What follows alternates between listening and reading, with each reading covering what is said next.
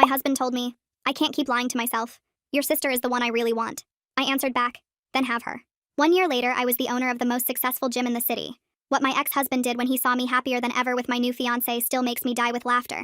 Joseph and I had been trying for a baby for 18 months. I planned to surprise him that I was pregnant on his birthday. Already had the positive test and a list of 100 baby names set up. But then Ashley called him. My younger sister, the fitness influencer with the perfect body and a bachelor's degree, whose bikini pics Joseph double-tapped daily, while I still dressed up every night begging him for the same attention. I want to talk about something, Joseph said, still scrolling through Netflix. Me and Ashley talked. She's more equipped for what I want from life. 7 years of working overtime to pay for his community college, ruining my body with IVF treatments, everything. He was tossing into the garbage because my own sister sweet-talked in his ear. Then have her, I found myself saying through tears. He looked up from the TV. Wait, you're just okay with it? Do you even love me? I do love you, but clearly my love isn't enough. So just take your things and go. He left to meet Ashley at a photo shoot that same evening. Came back to get his things the next morning. Her hair tie was on his wrist, her lipstick still on his neck. He smelled like her.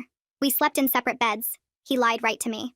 What Joseph didn't know was I'd already been suspicious. Ashley opened up to him more than her own friends. Always invited him to come work out. Hired him as a replacement photographer for one of her shoots. My mom called me exactly 24 hours later. Did you hear? Joseph and Ashley are finally together. Aren't you just delighted for them? Our 7 years of marriage was worth nothing. A couple of flirty attempts from Ashley, and all of a sudden, everyone's calling them the best thing that happened to this family. I'm sure you'll meet someone new, sweetie. Ashley's just hard to compete with. I was so close to punching them, to telling them about the baby. Instead, I ended the call and focused on my pregnancy. I miscarried 3 weeks later. Doctors said it was stress and improper fusion. I was at rock bottom. That Monday, I drove past a gym on my way home from work. The sign on the front door said, "Cleanup crew hiring. No qualifications needed." With my life plans derailed, I said screw it and parked my car. The gym owner was a retired bodybuilder.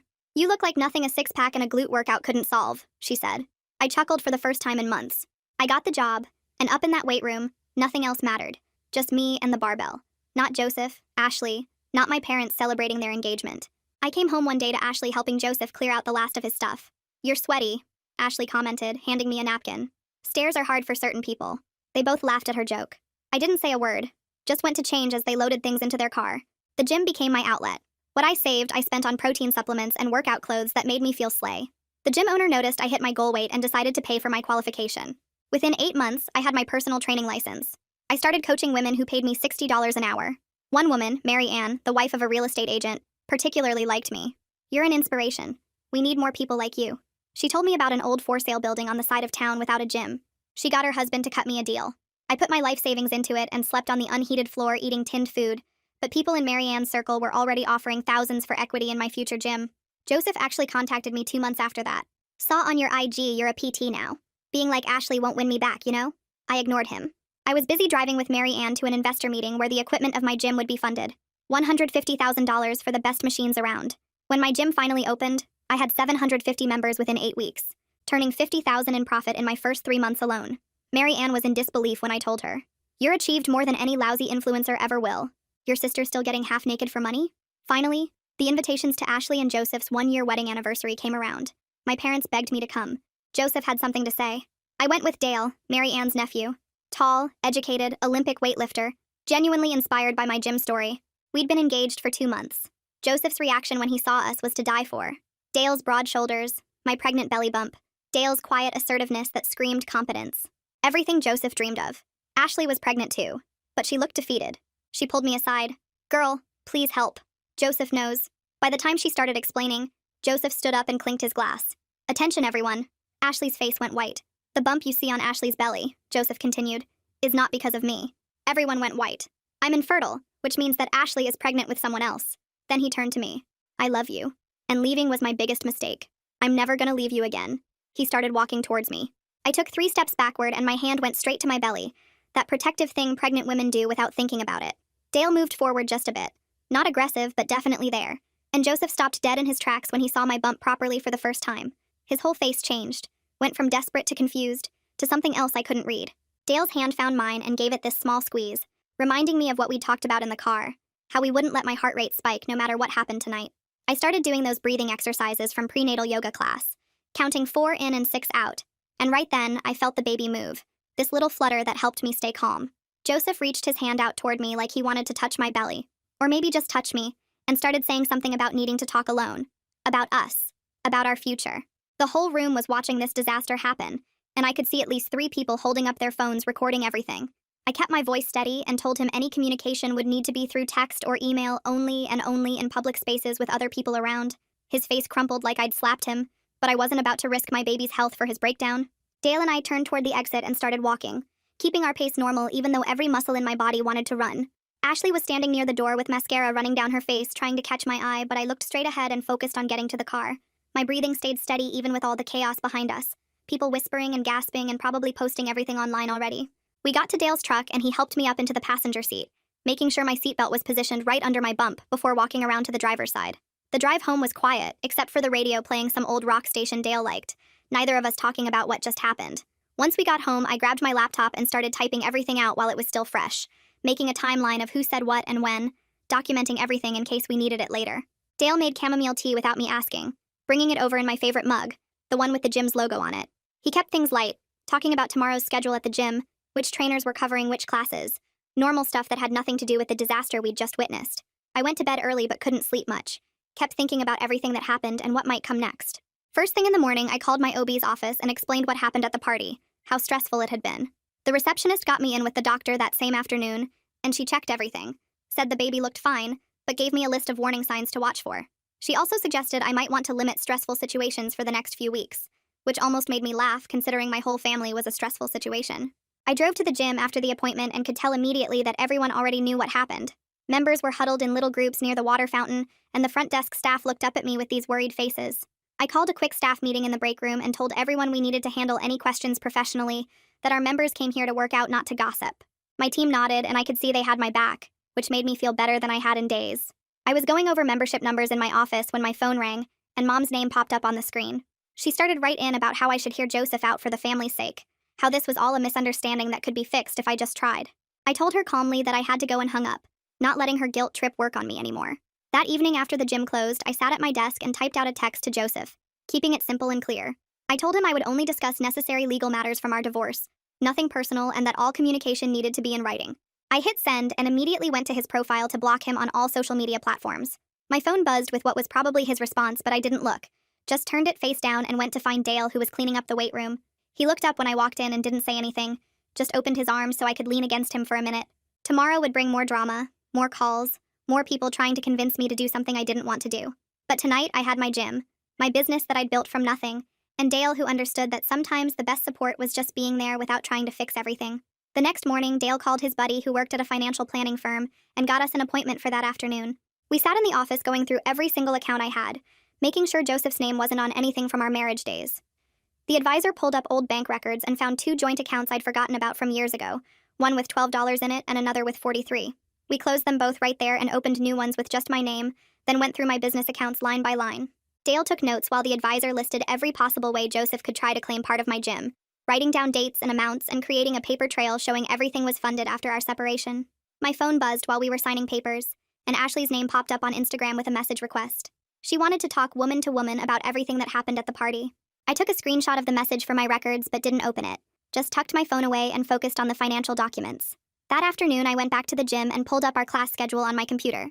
I added 3 extra prenatal yoga slots for myself each week and sent a message to my staff letting them know I might need coverage if the pregnancy made me tired. Within minutes, my team was responding with offers to cover any class I needed, reminding me they had my back no matter what. The next day, while I was checking our social media accounts, I noticed we were getting tagged in tons of posts. Ashley had posted some vague story about betrayal and heartbreak with a black and white photo of her looking sad. Her followers were going crazy trying to figure out what happened, and somehow my gym kept getting mentioned in the comments.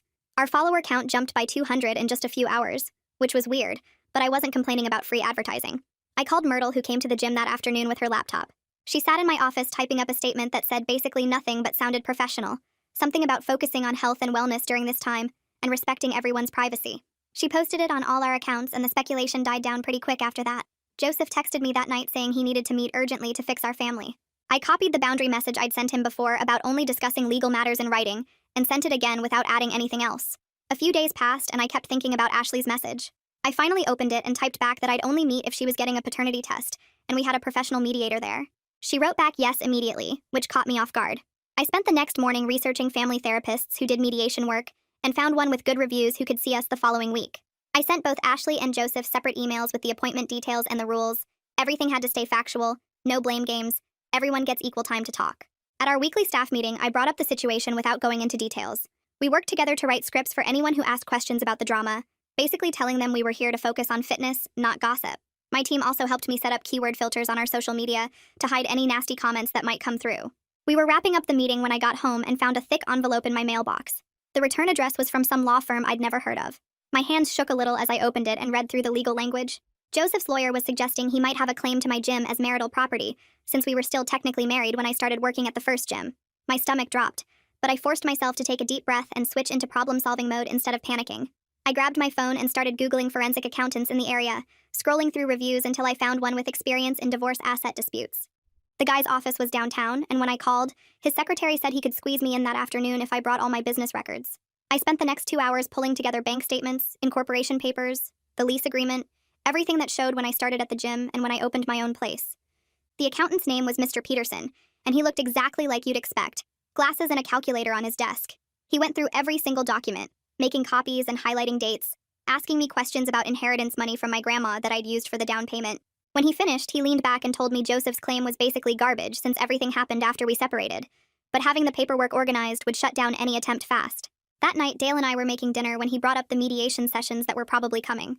He stirred the pasta while telling me he'd been thinking about it and didn't want to be in the actual meeting since it might make things more tense with Joseph.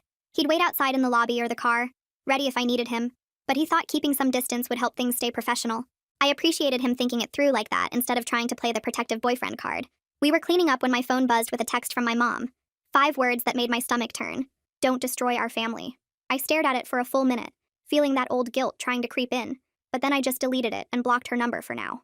2 days later, I woke up to find blood on my underwear. Not a lot, but enough to send me into full panic mode. Dale drove me to the emergency room while I tried not to completely lose it, convinced something was wrong with the baby. The triage nurse got me in pretty quick when I explained I was pregnant and bleeding. They did an ultrasound and the doctor said everything looked fine, just some spotting from stress. Totally normal, but I needed to rest more. She wrote me a prescription for anxiety meds that were safe during pregnancy and suggested I find a therapist who specialized in prenatal stress. The next morning, I got an email from the mediator I'd contacted with available times for our first session. She laid out all the ground rules in writing. Everyone sticks to facts, not feelings. No yelling or blame spirals.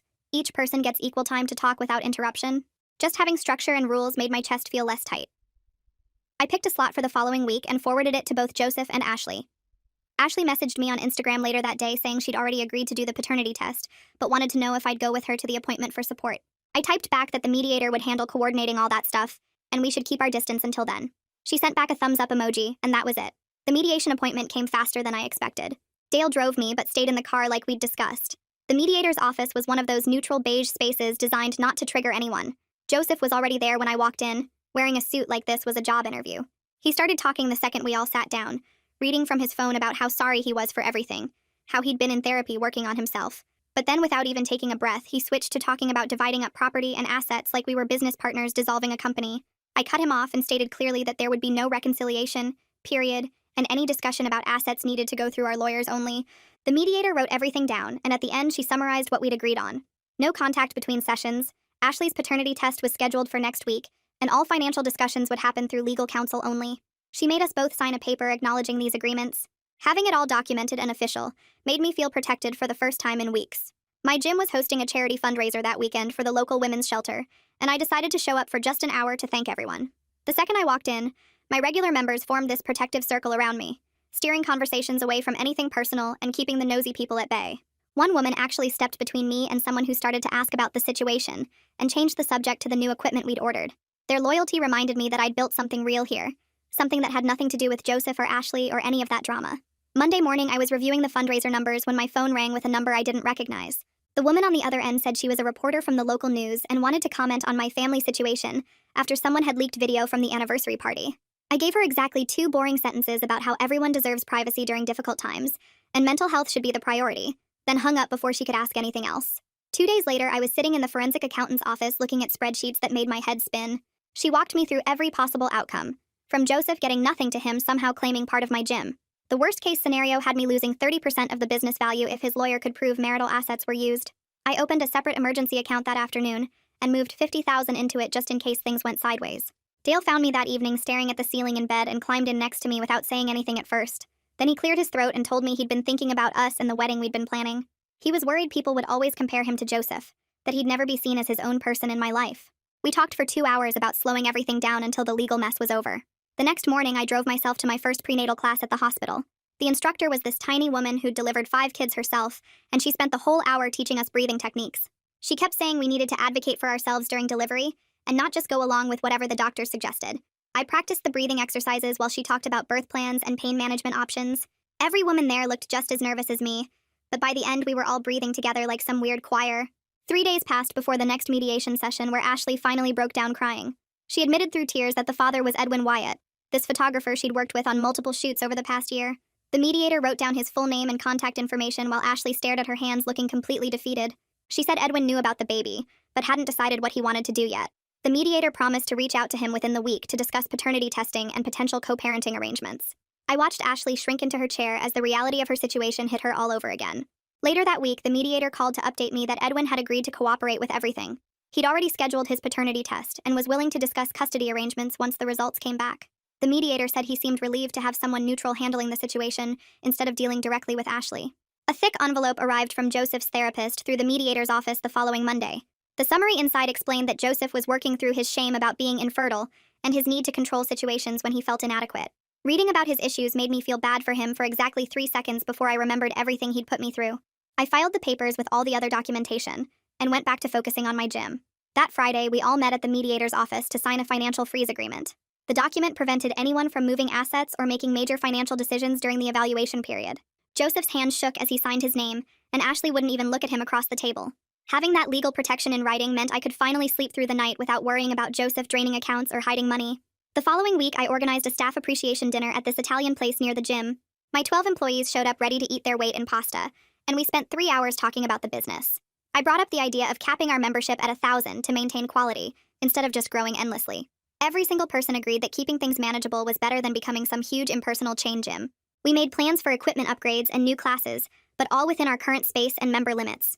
Edwin met with the mediator 2 days after our dinner, and I heard about it through the grapevine. He'd requested confidentiality because of his photography contracts with major brands who wouldn't want scandal attached to their campaigns. Everyone agreed to keep things quiet, and he signed papers agreeing to the paternity test and future discussions about the baby. The mediator told me he seemed like a decent guy who was just caught up in a messy situation he hadn't expected. Joseph's lawyer sent over a settlement proposal the next week suggesting I pay Joseph $75,000 for his emotional investment in my success. My accountant laughed out loud when she read it and immediately drafted a response with documentation, showing every penny for the gym came from my inheritance and post-separation income. She attached bank statements, tax returns, and investment records that proved Joseph had zero claim to anything. The facts were completely on my side, and his lawyer knew it, but was obviously trying anyway. My phone buzzed with a text from Ashley 2 days later while I was reviewing membership contracts at the gym. She thanked me for pushing for mediation instead of letting this turn into a public court fight that would destroy her influencer income. I screenshot the message and forwarded it to my lawyer without responding. That afternoon, I drove to my OB appointment where we went through every detail of my birth plan. The doctor walked me through each step and made sure Dale's contact info was in the system as my primary support person. She gave me a folder with copies of everything and told me to keep one at home and one in the car just in case. Dale met me after the appointment and we sat in his truck going through the papers together. He programmed the hospital's direct line into his phone and made notes about which entrance to use for labor and delivery. 3 days later, we all showed up at the lab for Ashley's paternity test. Joseph went first, then Ashley, then Edwin, who drove up in a rental car looking uncomfortable but cooperative. The tech took cheek swabs from everyone, and the mediator logged all the sample numbers and told us results would take 2 weeks. I noticed the online gossip about our family drama had died down since nobody was posting anything dramatic anymore. My gym's social media went back to normal engagement instead of people fishing for scandal details. The forensic accountant called me that Friday with the preliminary financial report. She walked me through every page showing how my inheritance from my grandmother funded the down payment, and all the renovation costs came from my post-separation income. The equipment was bought with business loans I qualified for based on my personal training income. Joseph's name wasn't on a single document, and she said his lawyer would be stupid to keep pushing after seeing this evidence. The next mediation session was scheduled for Monday morning, and I showed up with my stack of financial documents. Joseph sat across from me with a typed statement his therapist had helped him write. He read it slowly, taking responsibility for his choices and the pain he caused without asking for reconciliation or forgiveness. I kept my face neutral and just nodded when he finished reading. The mediator made copies for everyone and we moved on to the next agenda item. Ashley posted on her Instagram that night announcing a break from social media to focus on health and family. Her comment section exploded with speculation, but she didn't respond to any of it. I felt the tight feeling in my chest loosen for the first time since the anniversary party. Dale noticed me sleeping better and mentioned it while we made breakfast together. The paternity results came back exactly 2 weeks after the test. The mediator called each of us separately to share the results before our next group meeting. Edwin was confirmed as the father of Ashley's baby with 99.9% certainty. I felt weird relief knowing that question was finally answered even though it didn't directly affect me. Ashley and Edwin started meeting with the mediator separately to work out a co-parenting agreement. I heard through the mediator that they were being surprisingly mature about custody schedules and financial support. Edwin had good insurance through his photography work and offered to add the baby to his plan. They agreed to shared legal custody with Ashley having primary physical custody, and Edwin getting weekends once the baby was old enough. The mediator said they were actually communicating better than most couples she worked with.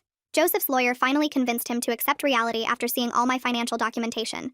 They drafted a settlement where Joseph would receive $5,000 as a goodwill gesture and sign away any claims to my business or other assets. I agreed just to get everything finished and legally protected. We met at the mediator's office on a Thursday afternoon to sign the final papers. Joseph's signature was shaky, but he signed every page without complaining. The mediator notarized everything and gave us each certified copies. That knot in my chest that had been there for months finally disappeared completely. I went back to my normal routine at the gym and focused on growing the baby. Dale came with me to every appointment and we practiced breathing exercises together in the evenings. Everything felt calm and controlled until I was teaching a morning spin class 5 weeks before my due date. The first contraction hit hard enough that I had to grip the handlebars to stay upright. I tried to keep going, but the second one came just 3 minutes later. One of my regular members who was a nurse jumped off her bike and helped me to the office. Dale answered his phone on the first ring and said he was on his way. He showed up in 12 minutes and helped me to his truck while staying completely calm. He grabbed the hospital bag we'd packed weeks ago and drove steady but fast while I breathed through contractions that kept getting stronger. The birth plan we'd practiced kicked in perfectly, and the nurses were ready for us when we arrived at the emergency entrance. They got me into a room right away, and the contractions kept getting worse every couple minutes. The nurse checked me and said I was already at 6 centimeters, which explained why everything hurt so bad. Dale held my hand and counted through each contraction while I tried to remember all those breathing exercises we practiced. Hours went by with machines beeping and nurses coming in and out to check the monitors. Around hour 8, things slowed down and the baby's heart rate dropped a little, which made everyone move faster. The doctor came in and explained they might need to do a C-section if things didn't pick up soon. I squeezed Dale's hand harder and focused on pushing when they told me to. Another 4 hours of pushing and repositioning and the doctor using some kind of vacuum thing to help. Finally, at 3:47 a.m., our daughter came out screaming and they put her right on my chest. Dale actually cried when she wrapped her tiny fingers around his pinky, and I'd never seen him cry before. The nurses cleaned her up and weighed her while I got stitched up from tearing. 7 pounds 2 ounces and perfectly healthy despite coming early. That night, while Dale slept in the uncomfortable chair next to my bed, I pulled out my phone and typed a quick message to Ashley. Just said I hoped her delivery went smoothly when her time came and to take care of herself. Felt weird but also right somehow. She read it but didn't reply, which was fine. We stayed 2 more nights in the hospital learning how to change diapers and swaddle and all that stuff. When we finally got home, there were containers of food stacked on our porch from my gym staff. They'd organized this whole meal train thing without me even asking. Casseroles and soups and salads all labeled with heating instructions. I texted my assistant manager the passwords for the scheduling system and told her to handle everything for the next 2 weeks. She sent back a thumbs up and told me not to worry about anything. 3 weeks later, we had to go to the final mediation session, which I really didn't want to do with a newborn, but it needed to happen. Dale stayed in the waiting room with the baby while I went in. Joseph looked different somehow. Calmer, maybe. He told the mediator about starting therapy twice a week and enrolling in some technical training program for HVAC certification. The divorce papers were all ready, and he signed everything without arguing. When it was done, I felt this weird lightness in my chest. 2 months after that, Ashley had her baby and sent me one photo of a tiny boy wrapped in a blue blanket. The message just said thanks for suggesting mediation instead of court battles. We weren't going to be friends or anything, but at least we weren't enemies. I started bringing the baby to the gym for the early morning members-only sessions, since there was a quiet room I could use for nursing. The business kept running smooth with my team handling most of the daily stuff while I checked in remotely. My parents called asking to visit, and I gave them clear rules. 2 hours max, no talking about Joseph or Ashley, just focus on meeting their granddaughter. They actually showed up on time and followed every rule, which surprised me. Mom held the baby and talked about her knitting projects while Dad took about 50 photos. When their 2 hours were up, they left without arguing. That weekend, Dale and I sat on the floor surrounded by baby clothes we'd gotten as gifts. He mentioned maybe we should think about getting married next year or whenever felt right. No rush, no pressure, just 2 people building something real together. We both knew we had time to figure it out.